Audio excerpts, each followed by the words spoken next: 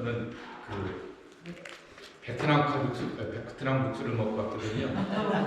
오는데 운전하는데 자꾸만 입주위가 이렇게 계속 이러고 왔어요. 왜 그런지 아시죠? MSG가 많이 들어가서. 그래서 계속 그냥 물을 마시고 좀 이러해서 계속 이렇게 왔는데 혹시 이렇게 제가 자꾸만 그래도 이해해 주시기 바라고요.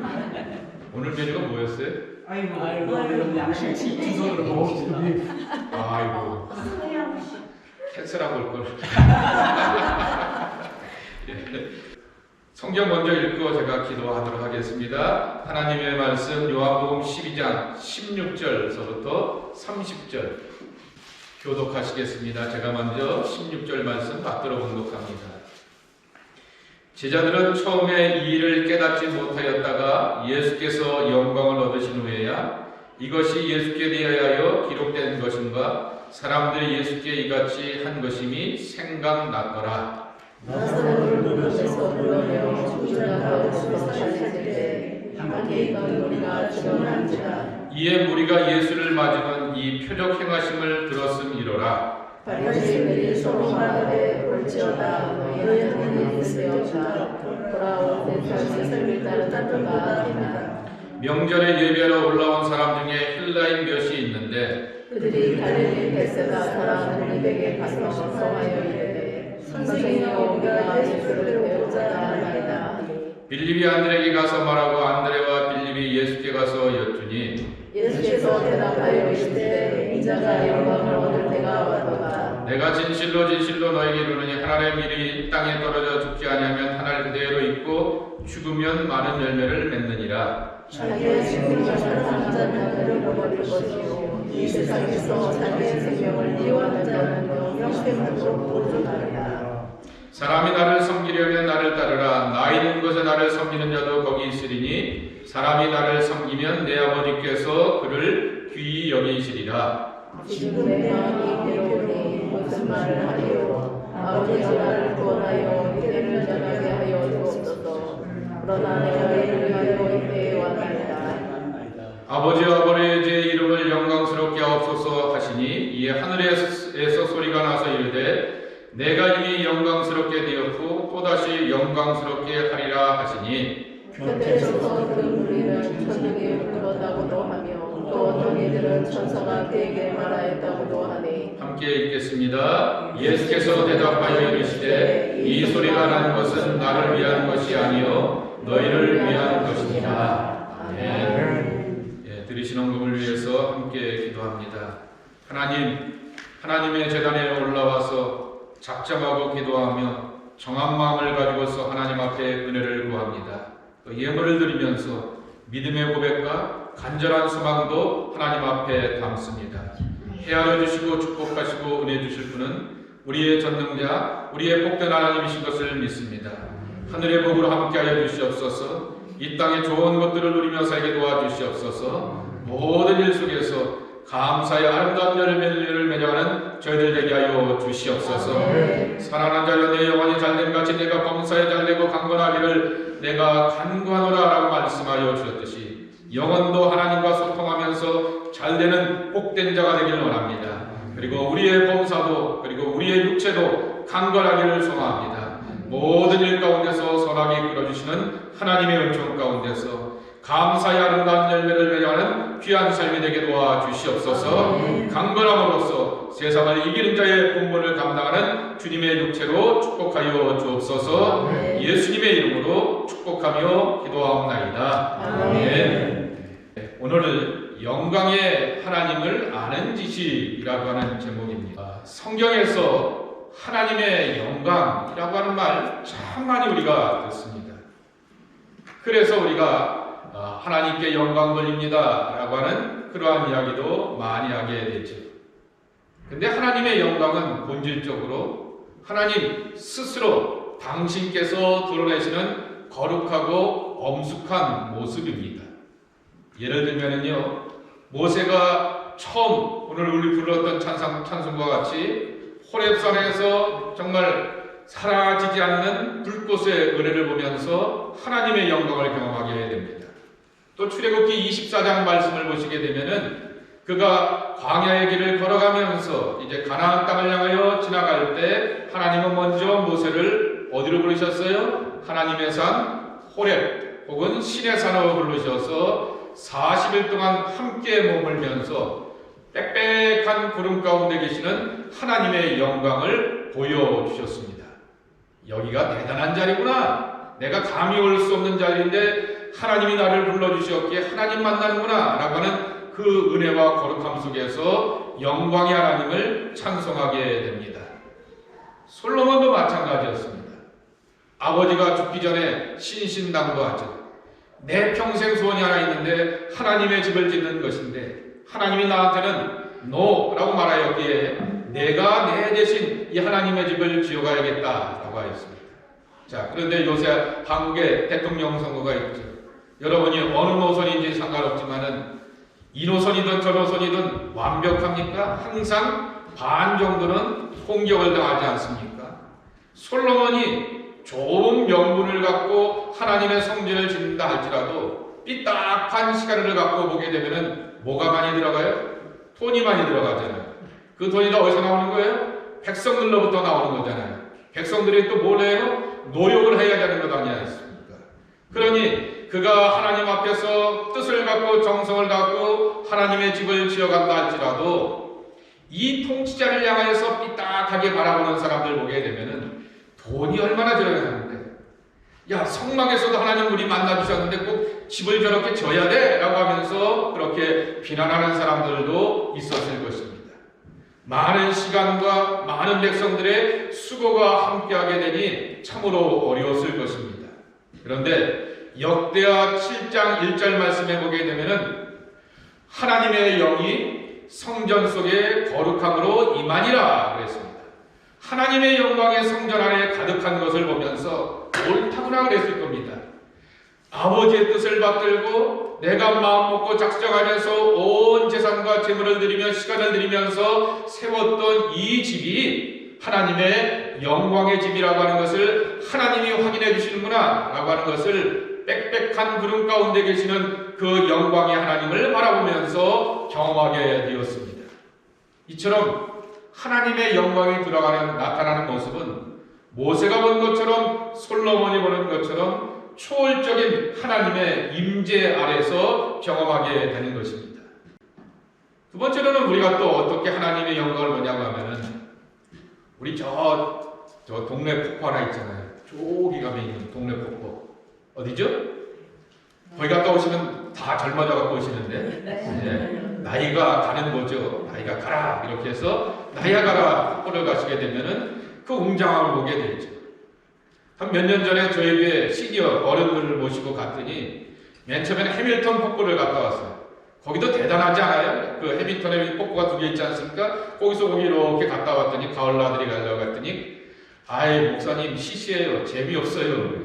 여기까지 온 김에 거기까지 갑시다 그랬습니다. 거기가 어디?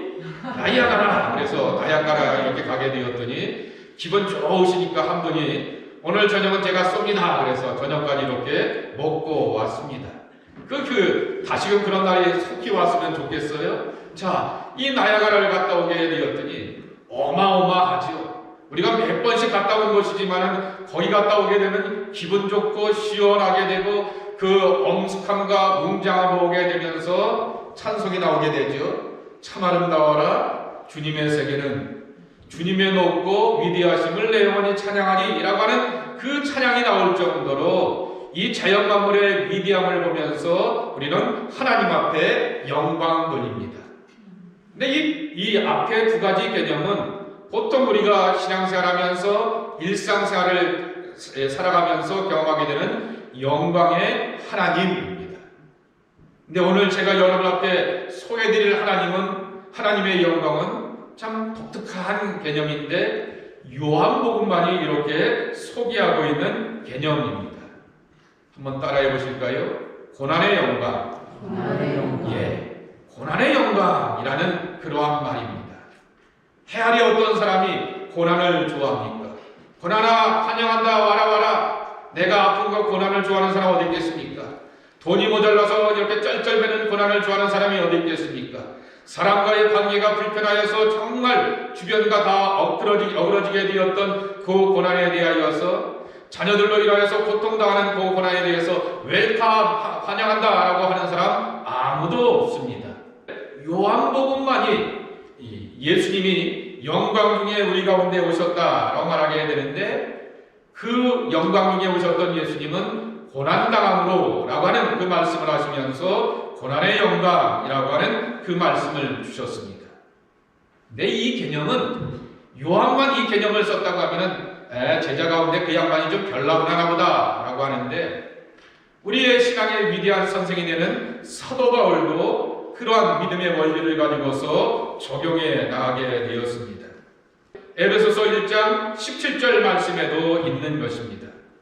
우리 주 예수 그리스도의 하나님 영광의 아버지께서 지혜와 계시의 영을 너희에게 주사 하나님을 알게 하시고. 우리가 신앙 고백할 때 내가 예수를 믿고 예수를 나의 구세주로 고백하는 것은 내가 머리가 똑똑하고 잘 깨달아서 또 집중력이 좋아서가 아닙니다. 내 안에 하나님의 성령이 함께 하셔서 내게 감동 주셔서 깨닫게 하신다라고 말하였습니다. 그러기에 내가 예수를 구주로 믿는 사람들에게는 다 하나님의 영이 함께 하시는 것입니다. 아멘. 예. 그런데 이 하나님의 영이 어떤 분이냐라고 하면 에베소서 1장 17절 말씀에 보게 되면은 지혜와 계시의 영이라고 말하게 되었습니다. 그래서 지혜가 되시고 하나님의 뜻을 깨달았게 하시는 계시의 영이 우리와 함께하여 주시사 고난 중에서도 어려운 생활 가운데서도 하나님의 뜻은 여기 있다라고 하는 거죠. 나는 이쪽을 바라보고 가려고 하는데 바람이 세차게 붑니다. 나는 이쪽을 향해서 바라보고 가려고 하게 되는데 눈보라가 험난하게 오는 것입니다. 그러면 많은 사람들이 이렇게 십중팔구 그렇게 생각하죠. 이 길이 아닌가비요? 나 일로 가려고 하는데 아닌가비요? 라고 하면서 이쪽으로 가볼까? 뒤로 가볼까? 라고 하면서 다른 길을 선택하려고 할 때 하나님께서 이 속에서 성령으로 함께 해주셔서 깨닫게 하여 주시는 거죠. 길이 험하지? 길에 눈을 만나지? 그러지만은 이 길이 험하고 눈보라 오는 가운데 내가 너와 함께 하니까 빨리 가지 말고 천천히 나와 함께 가자 라고 이렇게 말씀해 주시면 예스 알겠습니다 라고 하면서 그분과 함께 걸어가게 되는 것이죠. 그것이 바로 고난 속에서도 경험하게 되는 하나님의 영광이라고 하는 것입니다. 근데 예수님이 이 땅에서 오시면서 그런 사역을 하시게 되었다라고 하는 것입니다. 그래서 여러분들에게 첫 번째 드리고자 하는 교훈은 뭐냐라고 하면은 우리의 신앙이 점점 자라지 않습니까? 나이가 들면서 어른이 되시는 것처럼 세월이 흘러와서 연륜을 따라서 어른만 되는 것이 아니라 점점 더 깨닫게 되는 고난의 영광이라고 하는 것입니다. 자, 여러분 오늘 16절을 한번 보세요. 제자들은 처음에 이 일을 깨닫지 못하였다가 예수께서 영광을 얻으신 후에야 이것이 예수께 대하여 기록되신 것인 것과 사람들이 예수께 이같이 한 것임이 생각났더라 그랬습니다. 이 말씀이 무슨 말씀이냐고 하면은 예수님이 예루살렘 성에 입성하십니다. 우리가 잘 아는 종려주일에 종려나무 가지를 흔드는 것처럼 호산나 다윗의 자손이 우리를 구원하소서라고 하면서 예수님이 입성하시게 되었습니다. 그런데 다른 복음서와 다르게 요한복음에는 예수님이 예루살렘 성에 입성할 때 사람들에게 있어서 들었던 특별한 소문이 하나 있습니다. 베단이라고 하는 동네가 있는데 예루살렘에서 베단이는 오리입니다. 오리면 몇 킬로? 2킬로. 베단이까지 2킬로 정도 되는 그 동네에 예수라고 하는 양반이 와서 그 동네에 살고 있는 별난집 하나 마르다와 마리아와 나사로가 함께 살고 있었는데 사람들은 뭐라고 이렇게 소문을 냈냐고 하면은 남자가 주인 아니에요. 그러니까 나사로의 집이라고 불러야 될 텐데 나사로의 집이라고 부르지도 않고 마르다가 언니잖아요. 그러면 마르다의 집이라고 불러야 되는데 언니의 집도 부르지 않고 막둥이였던 마리아의 집이라고 이렇게 부르는 집에 예수님이 자주 가셔서 그래서 제가 붙이는 별명이 하나 있습니다. 예수님의 참새 방앗간. 참새가 어떻게 방앗간을 그냥 지나갑니까? 예수님께서 예루살렘에 들어가셨다가 내려오실 때마다 늘 머무르시고 거하셨던 것이 바로 이 마리아의 집이었는데, 거기서 죽었던 나사로를 살리는 부활의 승리를 보여주셨습니다. 예루살렘 성에 예수님이 입성하시게 될 때 소문에 소문을 드리고 꼬리에 꼬리를 물고서 저 예수라고 하는 양반이 들어오시게 되는데, 정말 우리를 구원하실 부활의 능력과 카리스마가 요새 사람들 말로 짱이야 라고 말하면서, 그러기에 저 양반을 모셔드리면 우리가 구원받을 수 있을 것 같아 라고 하면서 이렇게 막 흔들어댔다 라고 하는 것입니다. 흔들었던 이유, 종려나무 가지를 흔들었던 이유가 다르긴 하여도 그 모습은 마태, 마가, 누가, 요한복음이 다 같은 모습이었던 것이죠. 그런데 요한복음은 이유가 하나 특별했는데, 죽었던 나사로를 살리는 부활의 능력을 갖고 계셨던 예수님이라고 하는 것입니다. 자, 그런데 그 예수님이 예루살렘에 들어오실 때 베다니에서부터 하나 이렇게 타갖고 오시게 되는데, 멋진 퍼레이드가 아닙니다. 로마의 장군이나 황제가 들어오게 되고 군봉왕이나 총독이 들어오게 되었을 때는 보디가드가 이렇게 쭉 이렇게 오게 되면서 퍼레이드 하면서 미리 엄청난 군대를 보면서 기가 죽어갖고 야 별난 양말 옷이나 보다 알아서 기어야지 라고 하면서 피어야지 하는 그런 퍼레이드일 텐데, 도리어 어린 아기 새끼를 타고 오셨던 예수님의 행진이었던 것입니다. 이것도 이해가 되지 않는데 나중에 예수님이 십자가 위에서 조롱받으면서 멸시 가운데서 처참한 죽음을 당하시게 되었던 것입니다. 그렇지만 우리가 잘 아는 것처럼 이 죽음을 이기시고 부활하셔서 생명과 승리를 우리에게 허락하여 주셨습니다. 아멘. 우리는 예수님의 고난을 믿고 우리는 예수님의 부활을 믿습니다.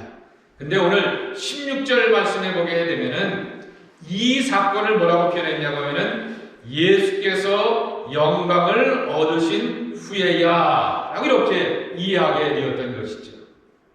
예수님의 낙이 타고 오셨던 겸손함, 그리고 예수님께서 십자가 위에서 처참하게 죽어가셨던 그 고난, 그리고 그것을 다 이기시고 부활하시게 되었던 그 승리의 모든 일들을 다 겪고 나서야 제자들은 나중에 이것이 바로 예수님이 우리에게 가르쳐 주시게 되었던 영광이라고 하는 그러한 말이라고 하는 것입니다. 여러분, 고난과 영광은 그 본질적으로 서로 상반되는 그러한 단어인 것입니다. 고난과 비슷한 것이 고통, 아픔, 눈물, 성경적인 은유로 표현하면 어둠, 밤이라고 이렇게 말할 수 있을 것입니다. 영광은 환한 것이고, 그리고 빛나는 것이고, 사람들 앞에서 주목받는 것이고, 나는 좀 시시한데 우리 사촌형이 큰 영광 받으면 나도 우리 사촌형 이름 팔아갖고 영광을 함께 이렇게 나눠 먹기도 하지 않습니까? 그런 것처럼 영광은 그렇게 엄청난 것이죠. 그런데 예수님께서 우리에게 보시게 되었던 하나님의 영광은 십자가의 고난을 경험하게 되는 부활의 영광이요, 십자가의 고난 위에 오게 되었던 영원한 승리의 영광이었다라고 하는 것입니다. 요한복음의 별명이 하나 있어요. 요한복음의 별명이 독수리복음이라고 하는 별명도 있고요. 또 하나 한번 따라해 보실까요? 영광의 복음. 예, 영광의 복음이라고 하는 그러한 이 별명을 하나 갖고 있습니다. 요한복음에는 영광이라고 하는 단어가 25번 나와 있어요. 그러니까 사람이 말을 할 때 자꾸만 그런 말을 계속해서 반복하면은 그 사람이 그 말을 강조하고 그 사람은 그 말투 속에 그 말을 강조하는 것이 그 사람의 사람됨과 본질이구나 라고 하는 것을 알게 되는데, 25번이나 이렇게 반복하여서 강조하는 것을 보게 되면은 굉장히 강조점을 두고 있다라고 하는 말입니다. 근데 여러분에게 시라버를 하나 가르쳐 드릴게요. 영광이라고 하는 시라버가 여러분 들으시면 까먹지를 않아요. 저도 신학교 1학년 때 84년에 배웠으니까, 근데 그때 배워놓고도 까먹질 않습니다. 왜냐하면 여러분이 까먹지 않을 단어이기 때문입니다. 영광이라고 하는 시라버 단어가 뭐냐면은 해필이면 독사입니다. 독사. 그 말 표현이 그런 거지 꼭 이렇게 뱀에게 독사가 아니라 해필이면 시라버 단어 발음이 독사입니다. 그러니까 까먹질 않는 거죠. 근데 이 원래 이 독사라고 하는 말, 이 히라보 단어의 원래 의미는 영광이란 말 전에 오피니언이라고 하는 말입니다. 오피니언, your opinion, my opinion 이런 말 쓰지 않습니까? 누군가의 주장, 그리고 의견, 소견, 자기 소신, 고집이라고 하는 것이죠. 그러니까 예수님께서 영광의 몸으로 오시는데 노바의 군인과 장군과 같이 퍼레이드를 하면서 한군의 하늘의 천군 전사를 대동하여서 오시는 영광이 아니라 고난당하시고 죽으시면서 부활 가운데서 보여주시게 되었던 하나님의 영광, 하나님의 고집과 하나님의 소신은 십자가의 길이다 라고 하는 것입니다. 그것을 왜 이렇게 요한은 강조하였을까 합니다. 여러분, 성경 복음서를 읽을 때는 꼭 세 회중을 기억해야 됩니다. 첫째 회중은 누구냐고 하면은 예수님이 처음 말씀하시게 되었을 때 예수님과 함께 지금부터 2000년 전에 듣게 되었던 예수님의 회중입니다. 초대교회가 부흥하면 부흥할수록 뭐도 심했다? 박해도 심했다라고 하는 거죠. 그래서 초대교회가 점점 부흥하게 되니까 유대교회에서 킥아웃 당하였어요. 출교당하였습니다. 그러니까 모두 더 왔냐고 하면은요, 과거에는 로마의 권력이 이스라엘 사람들은 민족주의자들이기 때문에 그들의 신앙과 그들의 애국심에 대해서는 그냥 놔두고 우리가 통치만 하면 돼 라고 하면서 이 허수아비 왕이었던 분봉왕을 세워놓고 실제 나라의 통치는 누가 했어요? 총독이 하지 않았습니까? 그래서 법적인 최종 결정자는 누구입니까? 필라도 총독이었던 것이죠. 그리고 왕이라고 하는 분봉왕, 꼭두각시 허수아비 하나를 이렇게 세워놓게 되었던 것이죠.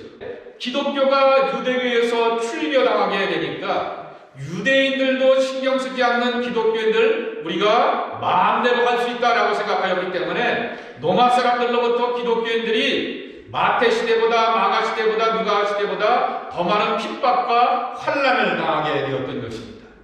유대인들도 안 좋아하지. 로마 사람들도 권력과 창을 가지고서 핍박을 당하게 되지. 그러니 예수를 믿는다라고 하는 것은 고난의 길이었고 예수를 믿는다라고 하는 것은 가시밭길이었지만은 그러나 고난의 영광이라고 하는 이 말씀을 통하여서 들려주시게 되었던 것은 맞다. 예수를 믿는 것은 고난의 가시밭길이지만은 그게 전부라고 하면 우리가 예수를 믿을 이유가 없지만은 예수님이 죽음을 이기시고 부활하셔서 참 승리와 생명을 우리에게 주셨듯이 하나님을 믿는 하나님의 자녀들에게 반드시 부활하시고 승리하시는 부활의 영광이 함께할 것이다 라고 하는 그러한 약속을 주셨다라고 하는 말씀입니다.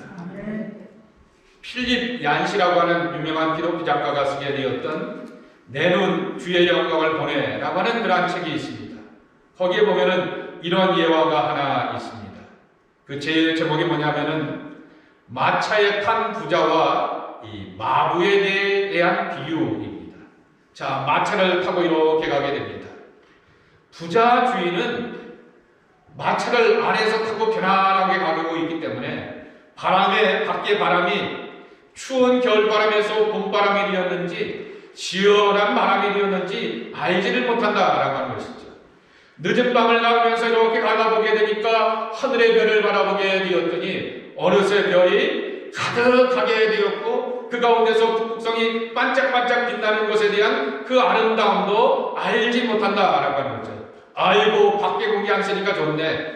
이 마차 안에 쿠션이 참 좋네. 그리고 여기서 먹을 것 먹으면서 가면서 좋네 라고 이렇게 생각을 하게 되지만은 그 만물의 조화를 경험하지 못한다라고 하는 것입니다.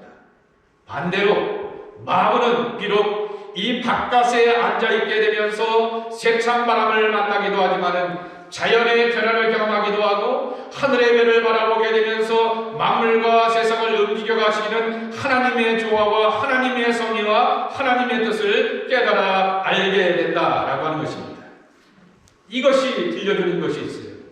함께 따라해 주실까요? 고난 속에서 잘 보여요. 예, 모든 사람들이 고난을 좋아하는 사람은 없습니다.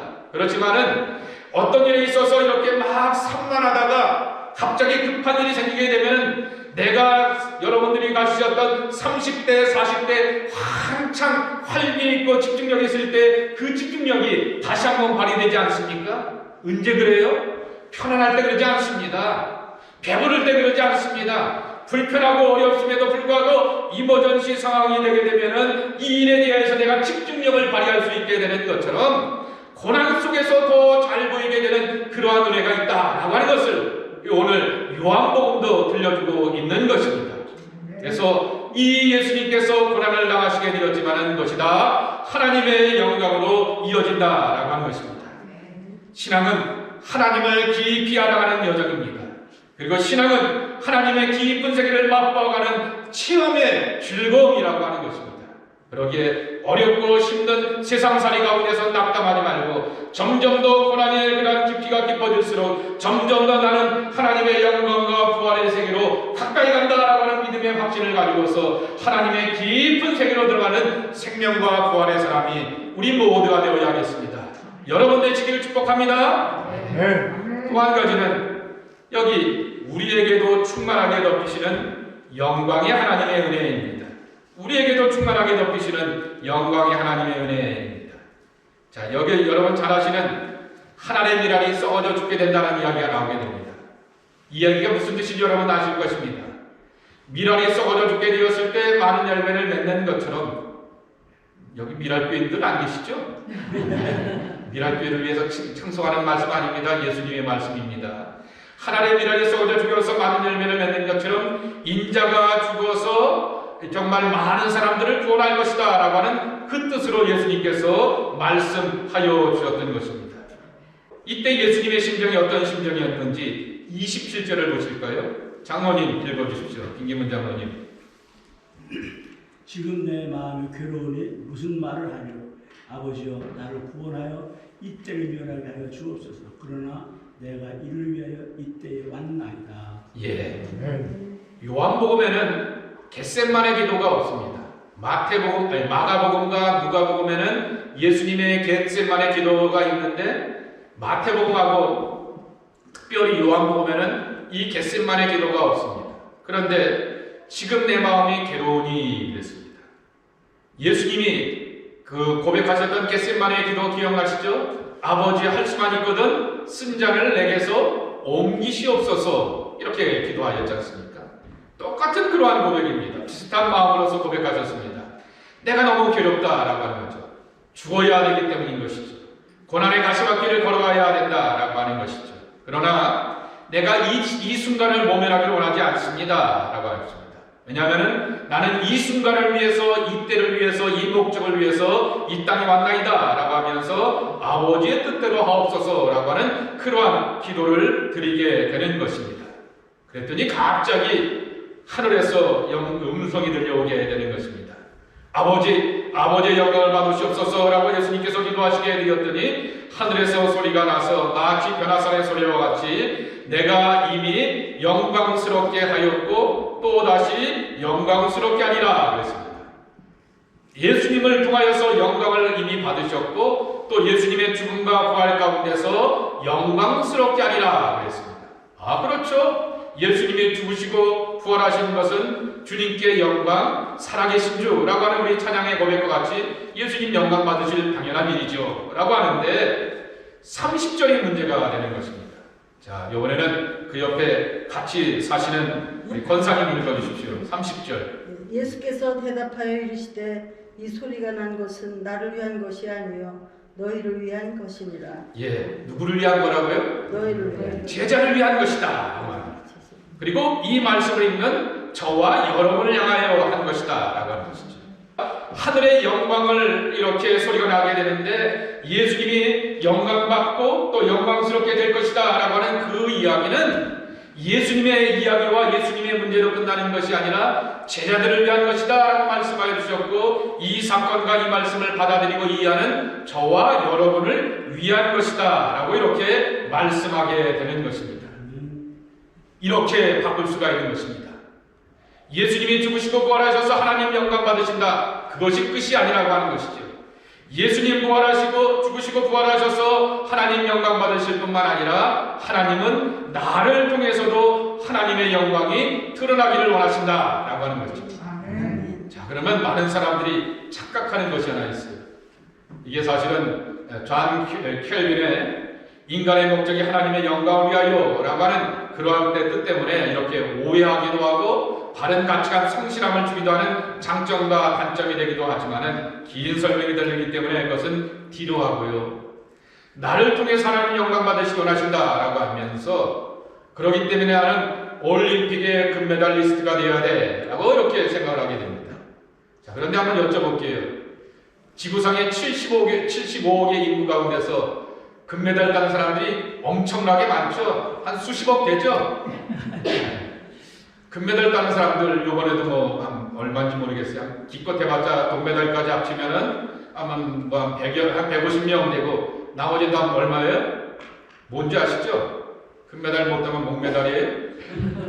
그러면은 누구는 금메달 따고 은메달 따고 동메달 따고 금운동도 못 따는 우리는 목메달인가? 라고 하는 그러한 말이 아니라고 하는 것이죠. 내가 좀 잘해서 내가 뭔가 특별한 의미를 가져서 하나님께 영광 돌리신다라고 하는 그러한 식으로 이해하게 되면 의미가 없는 것입니다. 우리는 신앙의 길을 걸어갈 때 고난의 길을 걸어가게 되고 세상의 삶을 살게 되었을 때 가시밭길을 걸어가게 되지만은 그 어렵고 힘든 믿음의 여정과 삶의 여정 가운데서 하나님을 붙들고 부활의 참 승리와 생명을 경험하게 될 때 하나님은 그것을 보시고서 영광 받으신다라고 하는 것이죠. 다시 태어나서 올림픽으로 바꿔본다라고 하게 되면은 여러분 올림픽에 함께 선수들이 참가하게 되는데 조금 전에도 말씀을 드렸던 것처럼 어떤 선수는 22, 32 하게 됩니다. 그렇지만 그 선수가 감독이 원하는 대로 나름대로 열심히 하고 감독이 원하는 대로 나름대로 성실히 하고 감독이 원하는 바를 따라오면서 함께 이렇게 훈련을 하게 되었을 때 이 친구가 재주와 재능은 금메달 수준의 재주와 재능은 없다 할지라도 나처럼 함께 하려고 하고 있고 최선을 다하고 있고 성실한 그 모습을 보게 되었을 때 감독이 그 모습을 보게 되면서 기뻐하게 된다라고 하는 것입니다. 그러니까 다시 변화한 우리가 우리의 믿음의 자리 가운데서 금운동을 따는 것 같은 특별한 재주가 없다 할지라도 삶의 가시밭길 가운데서 흔들리지 아니하고 하나님의 말씀을 붙들고 믿음의 사람으로 기도하며 살아갈 때 세상이 알아주는 것입니다. 하나님이 알아주는 것입니다. 어떻게 저렇게 가시밭길을 걸어가면서도 하나님의 사람답게 살아가는가, 흐트러지지 않고 자신의 신앙과 삶을 지켜가는가라고 하는 것을 보면서 그 모습을 통하여서 하나님이 기뻐하신다라는 말씀입니다. 어거스틴이 이런 말을 하게 되었습니다. 자, 어거스틴의 이 말인데요. 한번 따라해 보실까요? 우리 없이 우리를 창조하신 하나님께서는 우리 없이 우리를 창조하신 하나님께서는 우리 없이 우리를 구원하기를 원하지 않으신다. 우리 없이 우리를 원하지 않으신다. 자, 이게 무슨 말이냐라고 하면요. 하나님이 창조하실 때 저와 여러분이 있었어요? 없었어요. 태초에 하나님이 성삼일체 하나님께서 그분들께서 알아서 말씀하셔서 빛이 있으라 뭐가 있으라 뭐가 있으라 라고 하시니 만물이 있게 되었습니다. 우리 없이 만물을 창조하셨습니다.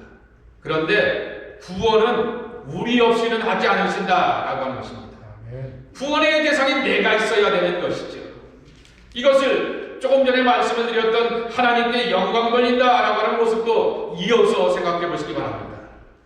세상의 만물을 통해 하나님 영광 받으시는 것처럼 만물의 영장이고 만물의 으뜸이고 만물 가운데서 하나님의 형상을 지어놓고 담게 되었던 하나님의 복된 피조물이었던 우리를 통하여서 하나님은 영광 받으시길 원하신다라고 하는 말씀인 것인데 내가 하나님의 은혜로 살고 내가 하나님이 기뻐하시는 모습으로 살려고 하고 있고 힘들고 어렵지만은 하나님 말씀 붙들면서 사는 그 모습을 바라보시면서 하나님께서는 기뻐하신다라고 하는 것입니다.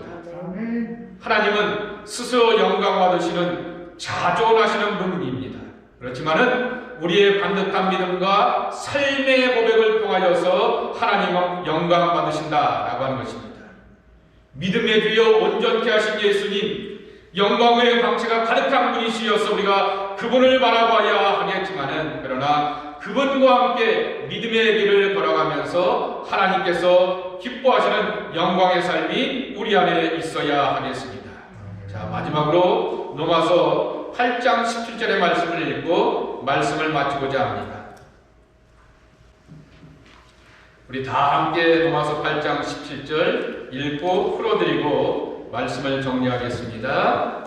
함께 읽겠습니다. 시작. 자녀이면 또한 상속자, 하나님의 상속자요 그리스도와 함께한 상속자니 우리가 그와 함께 영광을 받기 위하여 고난도 함께 받아야 할 것이니라. 저와 여러분이 누구라고요? 예수님과 함께한 하늘나라의 상속자라고 하는 거죠. 예수님이 하나님의 영광의 상속자이듯이 저와 여러분들도 하나님의 나라의 상속자이다라고 하는 것입니다. 그런데 예수님이 모두 받으셨다고요? 고난도 받으셨다라고 하는 거죠. 그래서 고난만으로 받고 끝났으면은 아이고 예수 믿는 거 다시 바뀌구나 그럴 텐데 영광도 받을 것이다 라고 말씀하셨습니다. 예수님이 받으셨던 그 영광 예수님께만 돌려지는 것이 아니라 하늘나라의 상속자로서 나의 믿음의 길을 걸어가면서 반듯한 그러한 신앙으로서 정말 하나님을 찾고 의지할 때 하늘나라의 거룩한 영광과 상속의 기쁨이 우리 가운데 함께할 것이다 라고 하는 것입니다. 하나님의 좋은 것, 선한 것, 그것을 다 상속받고 누려가는 영광의 축복이 기도하며 주님 앞에 나온 여러분 가운데 함께 하시기를 주님의 이름으로 간절히 축원합니다. 우리 함께 오늘의 말씀을 기억하면서 잠시 통성으로 기도하도록 하였으면 좋겠습니다. 주님, 우리가 삶을 살게 되었을 때 고난당하는 것에 대하여서 낙심하지 않게 하여 주옵소서. 정말 부자와 같이 마차 안에 타고 싶은 것이 보통 사람의 마음이지만은 하나님 왜 나를 마우의 자석에 앉히십니까? 거친 바람과 함께 하늘의 별을 바라보고 땅에 또한 모든 만물의 움직임을 바라보게 되고 움직여 가시고 역사하시는 하나님의 섭리를 깨달아 하려고 이렇게 말씀하여 주셨는 것인데 그것을 예수님 말씀하시기를 고난의 영광이라 말씀하여 주셨는데 요한이 깨달았던 진리, 사도 바울이 깨달았던 진리 우리도 알게 하여 주옵소서. 고난 중에서도 낙심하지 아니하고 영광의 하나님을 바라보게 하옵소서.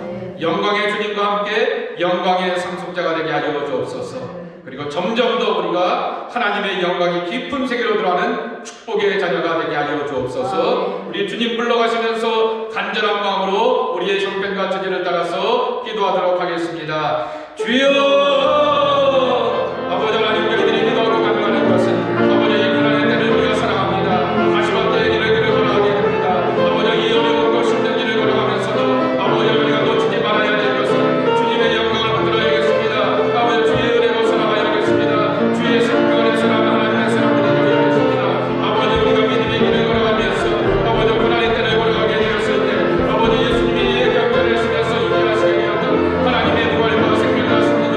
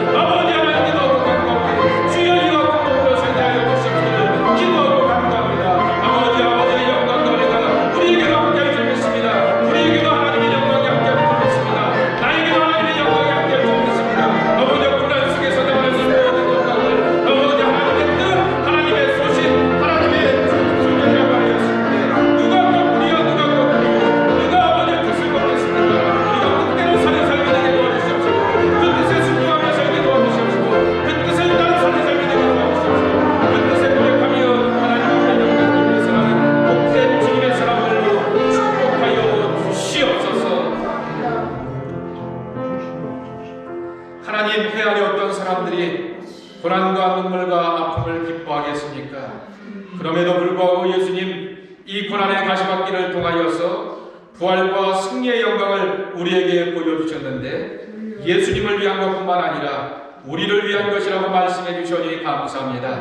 그렇습니다. 우리가 세상 살아가면서 팬데믹으로 인하여서 경제생활도 신앙생활도 여러 가지 삶의 모습들도 마음껏 살지 못하는 처지와 형편이지만은 그럼에도 불구하고 하나님을 붙들면서 의지하면서 더 깊이, 더 자세히, 더 높이, 더 넓게 하나님의 깊은 세계와 은혜의 맛을 보기를 원합니다. 집중하며 초점을 맞추며 하나님의 말씀을 묵상할 때마다 깨닫게 하여 주시옵소서.